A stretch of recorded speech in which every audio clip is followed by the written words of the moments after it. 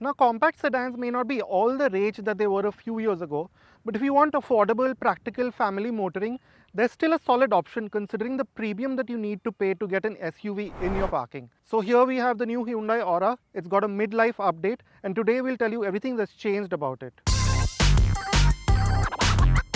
Now we brought along an older Hyundai Aura to show you exactly what the new changes are to the newer compact sedan. And of course, you can't miss this new grille, which is the most prominent change. And it's got this much more contemporary two-part design with these horizontal design elements and these honeycomb effect patterns in it. So it's a much more contemporary look. That's the same with this new 2D Hyundai badge. And of course, the headlamp cluster remains the same, but you get these new L-shaped or inverted L-shaped DRLs. And they do generally lift the look of the new Aura, although a sad thing is that you don't get fog lamps anymore. The facelifted Aura remains the same aside from this. So like before, there is some finesse to the glass house, although the fairly large 402-litre boot could have been integrated better. The distinct factory-fitted spoiler remains, as do those large tail lamps. As with the front, you now get the crisper 2D badging here too. Now, as it was with the outside, even on the inside, the changes to the new Hyundai Aura aren't all that extensive, but there are some notable additions.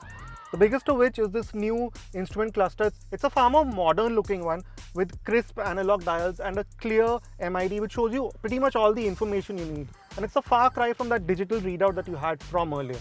Among other changes, you now get a Type-C USB port and you also get footwell lighting. There's been more thought given to safety as well. You get auto headlamps, ESC and hill start assist. Carried over are 4 airbags as standard and TPMS and ISOFIX seat mounts on top trims. So this adds to the Hyundai Aura's already long list of features.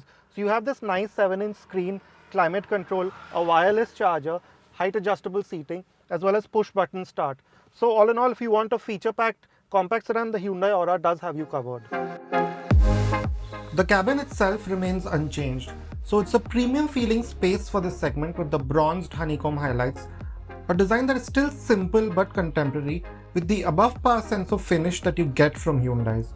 Some bits like the indicator stocks could have been updated and there could have been more storage in the central tunnel, although the dash shelf makes up for it to an extent. Now look at the rear seat of the Hyundai Aura and you notice that it's a fairly usable space, especially if you're a small family of 4 or maybe even 5. To start with, this bench is wide. It's a bit flat, which means that say around turns you will get rolled around a bit.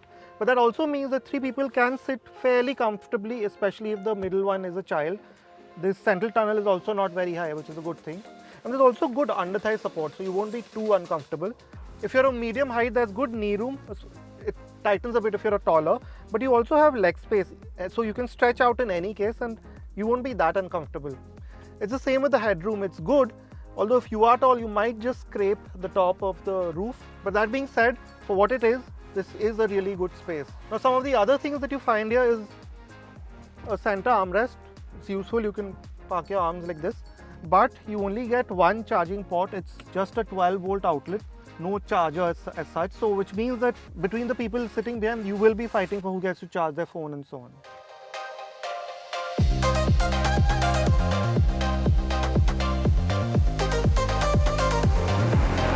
The Hyundai Aura can now be had with a single 1.2-litre naturally aspirated petrol. The turbo and the diesel have now been discontinued, so the outputs are adequate for what will essentially be a city commuter.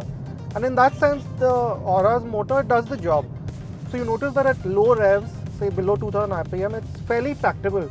So you can say take a speed breaker in second gear. You don't need to shuffle between gears all that much in traffic. So in that sense, it's an easy car to get used to. And paired with that, the clutch is not very heavy. It's quite light and progressive. The gear shifts are precise and slick, fairly slick. So which means that driving the Aura is not very difficult. Having said that, as you keep going further up the rev range, you do notice a slight dip in performance, say when you're in between 3 and 5000 RPM. So if you want to make a quick overtake, that will take some planning. It is anyway not a fast car, but yeah, overtakes will need a touch more planning than they would have otherwise needed. But other than that, it's as fast as you need a family car to be there. Now coming to the ride and handling of the Hyundai Aura, the steering, it's light, so it's not very difficult to use, but we would have liked it to have been a bit more precise. And you do notice that it doesn't recenter all that well. So when you're taking a U-turn, you will notice that you might have to put a bit more effort at turning the steering back to center. That can get slightly unnerving at times, but I'm sure you can get used to it. And as for the way it goes over bumps, again, it's fine at lower speeds over mildly rough, uneven surfaces like we are driving on right now. But show it a big bump and it does thud through to an extent, but never to be jarring or too uncomfortable. But you do notice that at highway speeds, it does move around a little bit over undulations and so on. So that can take some getting used. But other than that, like with the engine, the Hyundai Aura is a car you can get used to driving very easily, very quickly. Priced between rupees 6.29 lakh and rupees 8.72 lakh, the Hyundai Aura is one of the more affordable compact sedans around. It could have done with a bigger change overall on the outside at least, and more mature driving dynamics. But as a family runabout, there's not much missing. A long features list, pleasant cabin and good space being the top positives.